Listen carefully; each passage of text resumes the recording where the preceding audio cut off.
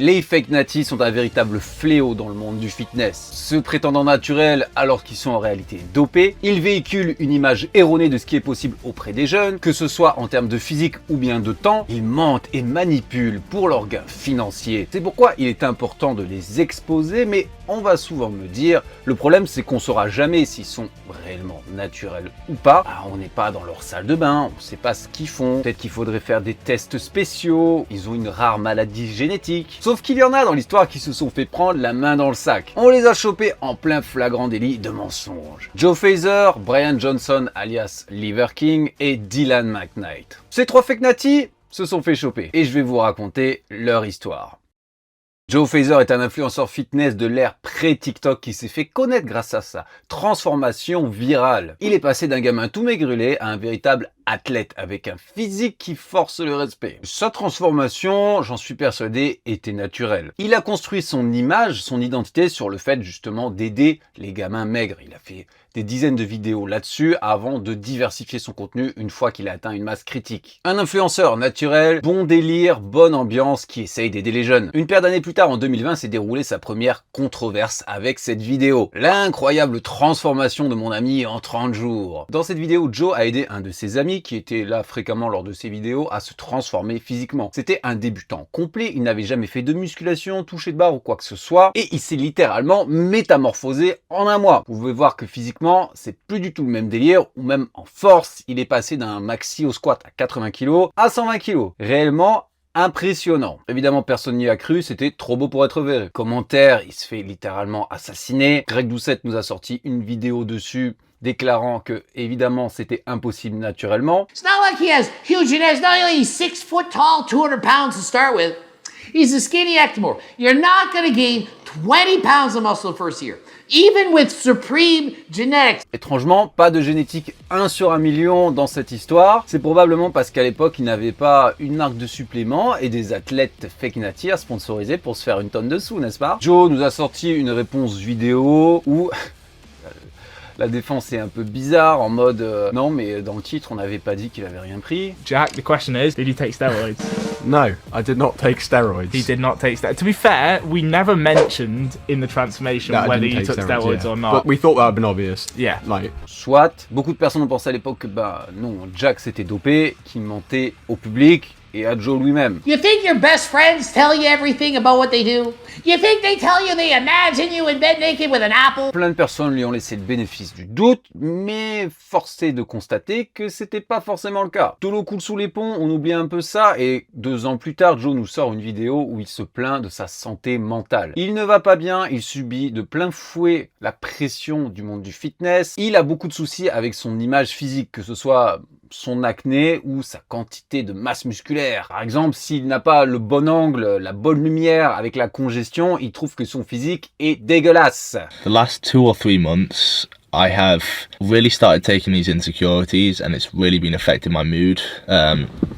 I get spots, which every time I look in the mirror, I'm disgusted by. If I see my physique in bad lighting, I'm disgusted by it. C'est ce qu'on appelle la dysmorphobie. On a toujours l'impression d'être moins musclé, moins bien, moins beau physiquement que ce que l'on est en réalité. Je le comprends tout à fait, je vais vous le dire, moi-même je subis ça. Alors pas avec autant de sévérité que lui parce que évidemment j'ai 35 ans. Comme tout le monde, j'ai des défauts, j'ai des complexes, mais j'ai appris à les accepter avec les années et à être bien, en tout cas mieux dans ma peau. Mais quand on est sur les réseaux comme moi ou encore plus comme lui, savoir qu'on est sujet à des vagues de critiques assez fréquentes, des personnes même dans l'univers du fitness français qui ont dit voilà, mon physique puait la merde, je méritais pas d'être coach, ce genre de choses. Même à mon âge et en ayant l'habitude des réseaux, parce que ça fait déjà 3 ans, ça nous atteint quand même parfois. Donc je comprends tout à fait ce jeune homme. Bref, 3 mois plus tard, Joe s'est apparemment ressaisi car il nous a sorti une photo sur Instagram où il a évolué physiquement énormément. Alors il se fait lyncher dans les commentaires, hein. Les gens disent que c'est pas possible naturellement, enfin en tout cas ses fans à l'époque qui connaissaient très bien son physique, ils se demandent qu'est-ce qui s'est passé. Il y a peut-être même un petit début de gynécomastie, un peu suspect. Alors évidemment vous voyez cette photo là maintenant, surtout avec ce qui s'est passé récemment, n'est-ce pas, dans le Corona Gym, la multiplication des physiques naturels exceptionnels, 1 sur 1 million, 1 sur 1 milliard. Vous allez voir ça, vous allez dire mais c'est pas possible, c'est tellement facilement atteignable naturellement, impossible qu'il soit dopé. Le problème c'est pas la quantité de muscles en soi, mais il y a déjà le facteur temps. comme on a pu le dire avec Usain, et aussi le fait que Joe, ça faisait déjà 4 ans qu'il s'entraîne, qu'il n'a pas forcément la meilleure génétique au monde. Donc si ça fait 4 ans que tu t'entraînes, tu as déjà passé tes newbie gains, le bonus quand tu commences la musculation, tu prends super vite et que t'as pas une super génétique, comment ça se fait que 4 ans plus tard, d'un coup, pouf, t'exploses? T'as trouvé une recette magique, un entraînement superbe, peut-être que t'as commencé enfin à manger des protéines? Non, faut arrêter les conneries 2 secondes. Là aussi, Greg Doucette nous a refait une vidéo où il a dit que c'était pas possible naturellement. You think you just train hard for 5 years and suddenly it kicks in? You flip the switch and suddenly your body grows. À l'époque, on peut voir que c'était pas le même délire, hein. Il était beaucoup moins enclin à croire aux génétiques 1 sur 1 million. Bref, 8 mois plus tard, Joe a perdu tous ses muscles, il a perdu sa motivation pour l'entraînement, il y va que de temps en temps, y a rien qui va. Il est déprimé, il a plus de viande sur lui. But these last 6 months, I've kind of fallen off the gym. I'll be honest, I've got a lot of personal stuff that's been going on, but in fact, I can count on my fingers how many times I've been to the gym in the last 6 to 7 weeks. Je vais vous dire, là encore, c'est suspect, parce que s'il était naturel, est-ce qu'il aurait perdu tant de muscles? La recherche a pu montrer que c'était environ 3 fois plus facile de maintenir que de créer du muscle. Ils ont fait tout un tas d'études sur les deloads, sur les day-training, par exemple, un seul entraînement par semaine avec haute intensité, vous conservez 90% de votre masse musculaire et de votre force, ou bien en diminuant le volume d'entraînement par 3, c'est-à-dire que si d'habitude vous faites 18 séries de pecs, vous en faites que 6 par semaine, vous gardez votre muscle. Ok, il était moins motivé, mais il allait quand même s'entraîner de temps en temps, il le raconte, et c'était de son métier, le fitness. Comment aurait-il pu perdre autant de muscles? Mais évidemment, tout ça, c'est que des spéculations jusqu'au coup de massue final. Joe Frazier a trouvé l'amour. Dans une de ses vidéos, il a fait la rencontre de Tiana Clark, une autre fille qui aimait le sport, et ils se sont mis rapidement en couple à faire des vidéos ensemble. Elle apparaissait avec lui, c'était mignon. Malheureusement, leur idylle a été de courte durée, elle n'a duré que 8 mois, et elle s'est très mal fini. Une fois la rupture actée, Tiana a accusé Joe de violence conjugale. Elle a montré des photos de bleu, etc. Elle disait également qu'il était violent mentalement, qu'il a forcé à faire des choses pour les réseaux. Encore pire, elle a balancé ses photos qui seraient donc les stéroïdes de Joe. Voilà, elle l'accuse d'avoir été un fake natty et que ça, c'était ce qu'il prenait, du moins ce qui restait après avoir pris ses produits. Alors déjà, première leçon pour vous les jeunes, never put your dick in crazy. Par la suite, Joe a fait une vidéo d'explication où il démonte point par point ses allégations de violence psychologique ou de violence physique avec plein d'alibis et d'exemples pour montrer que non, c'est totalement faux et que c'est elle, menteuse, et qui veut se venger tout simplement. Ce qui est bizarre, c'est qu'il n'en a pas profité pour se défendre de ces accusations de fake natty, à part juste une phrase. Tiana, you can call me a fake natty. You can show my past with other girls. Voilà. Elle peut m'accuser d'être un fake natty. C'est tout ce qu'il a dit. Alors que ça aurait été également très facile de prouver que c'est faux, que c'est une manipulatrice narcissique. Pourquoi il ne le fait pas? Donc c'est quoi le délire? Elle serait venue chez lui cacher des produits dopants, les prendre en photo pour au cas où peut-être plus tard on se sépare, j'ai une preuve pour t'enfoncer? Bah non. Tout simplement, il s'est fait cramer, c'était un fake natty. Ceci dit, on va quand même relativiser. Il n'a pas forcément utilisé son physique incroyable pour se faire une tonne de fric, etc. parce qu'il était déjà connu et il se portait très bien depuis des années. Je pense simplement que c'est un jeune homme qui a succombé à la dysmorphobie et à la pression des réseaux sociaux. Croyez-moi, quelque chose. Par contre, les 2 prochains dont je vais parler, c'est certain, ils étaient dopés depuis le début et ils l'ont fait uniquement pour devenir riches et célèbres. Je parle bien sûr de Usain et... mauvaise vidéo. Brian Johnson, alias le Liver King. Littéralement, une des icônes du fitness les plus populaires qui soit. Brian Johnson a commencé à vendre des suppléments ancestraux dès 2015. Sa femme était dentiste et lui, un entrepreneur. Il se plaignait de ne pas pouvoir passer suffisamment de temps avec leurs enfants, donc ils ont décidé de changer de vie. Ils se sont installés dans un ranch dans la nature, ils ont ramené les enfants avec eux et ils ont pu observer les effets bénéfiques incroyable de ce temps passé en nature, des 9 principes ancestraux du Liver King. Sommeil, manger, bouger, bouclier, connexion, froid, soleil, combat et lien. En vivant d'une manière plus ancestrale, plus proche de la terre, de la nature et du soleil, la santé de leurs enfants s'est considérablement améliorée, ainsi que le physique du Liver King qui est devenu exceptionnel. D'ailleurs, il avait même été accusé d'avoir des implants abdominaux pendant un moment, parce que c'est vrai qu'ils étaient quand même incroyables. Personnage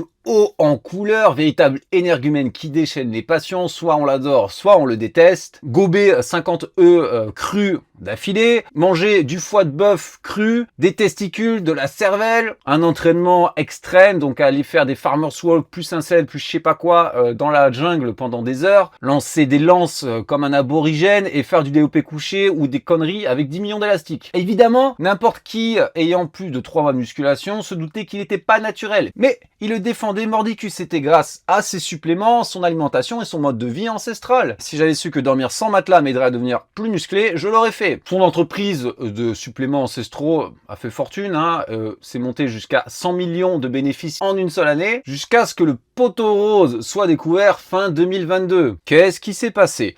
Brian Johnson a contacté Vigorous Steve. J'ai déjà référencé plusieurs fois notre ami Steve qui est, à mon sens, probablement la personne qui a les plus grandes connaissances en pharmacologie, en stéroïdes, etc. de la planète. Il a même littéralement fait une conférence à l'école médicale de Harvard il y a quelques mois. Je pense que vous trouverez pas mieux. Son métier il y a quelques années, évidemment, en plus d'être coach sportif en bodybuilding, spécialisé dans la santé hormonale, les compléments qu'il faut prendre et les compléments illégaux, c'était de faire passer les compétitions naturelles à des fake natifs. Mettre au point des protocoles de dopage pour que vous remportiez la compétition et que si vous fassiez tester, vous fassiez pas avoir, on détecte aucun produit dopant. Donc voilà, dites-vous qu'il y a des gens, c'est littéralement leur métier.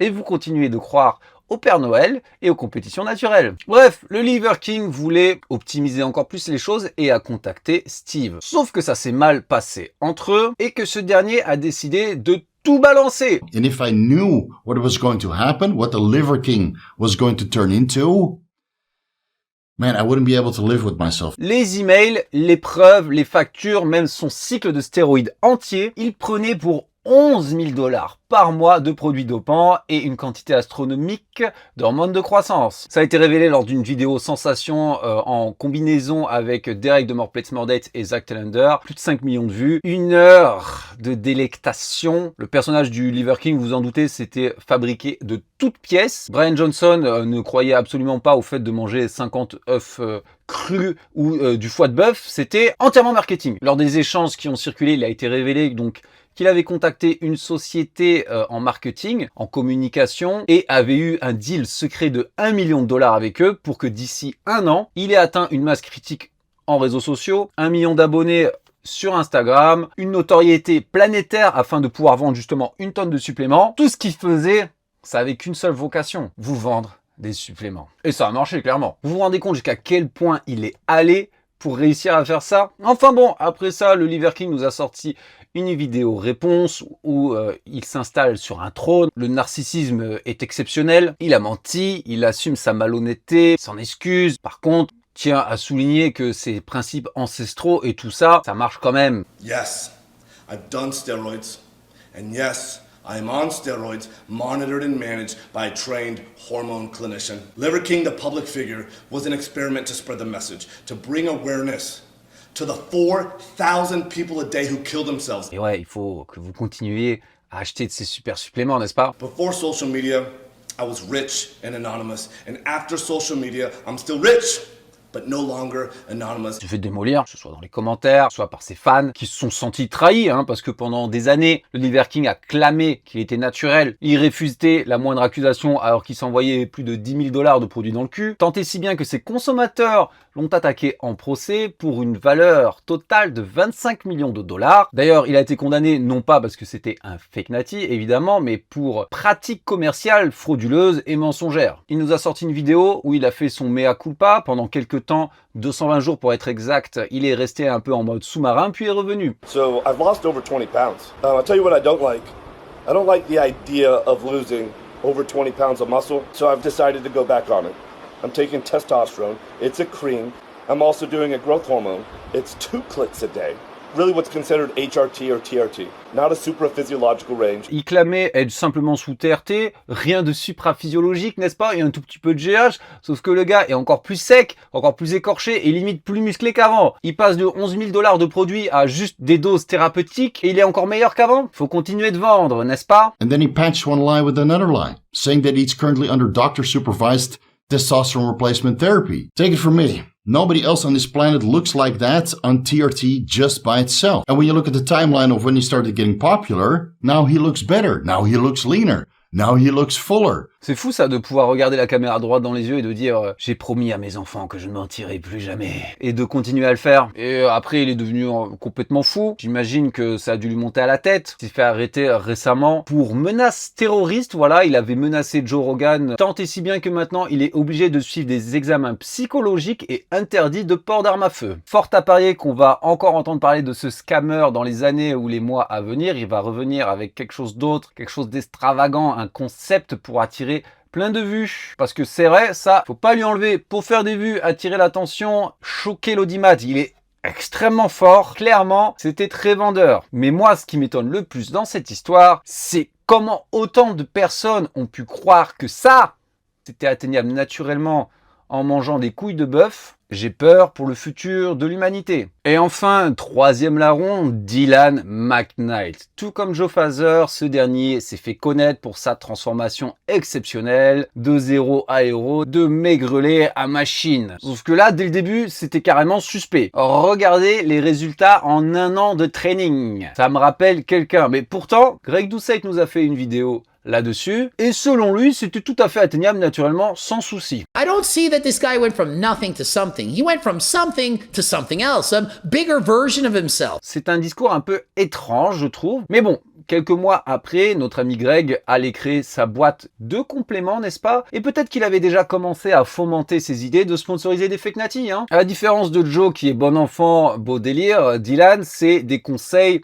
scientifiques, du moins qui se veulent scientifiques, mais là on est carrément dans la broscience. C'est les conseils les plus farfelus, les plus bateaux qu'on entend depuis 30 ans et qui sont en général qu'un gros ramassis de conneries. Vous le savez, il y a des personnes qui ont un physique exceptionnel, qui l'ont eu rapidement grâce à une super génétique et qui vous racontent n'importe quoi derrière. Ça va permettre à l'ensemble des muscles au niveau de ta posture, tu vois, de vraiment se contracter. Simplement, ils ont entendu quelqu'un d'autre à la salle le dire et ils pensent que c'est vrai.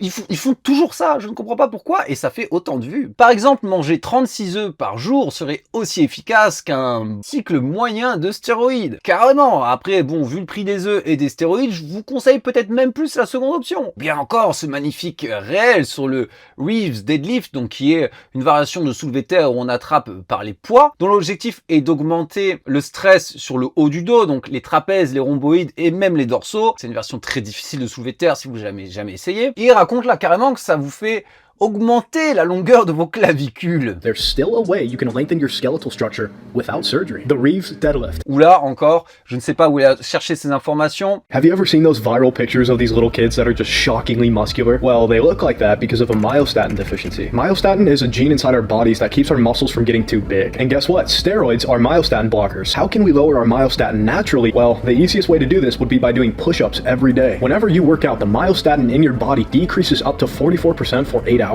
Ah, cette fameuse déficience en myostatine dont tout le monde est atteint en 2025. C'est donc ça que Julien faisait, des pompes tous les jours. Bon, en plus, les stéroïdes ne vont absolument pas servir de bloqueur de myostatine. Il y a quelques produits qui peuvent exister pour avoir cet effet, mais les stéroïdes en eux-mêmes, c'est pas ça, hein. Et s'il suffisait de faire des pompes tous les jours pour bloquer votre myostatine de 46%, c'est donc ça le secret des militaires. C'est pour ça que ce sont tous des Mister Olympia sur pattes. Je vais en parler à Ronnie Coleman, lui demander si c'était ça sa technique révolutionnaire. Et puis regardez ce personnage. On dirait qu'il s'est fait kidnapper par des terroristes ou par un tueur en série et qu'il est en train de faire sa vidéo de demande de rançon.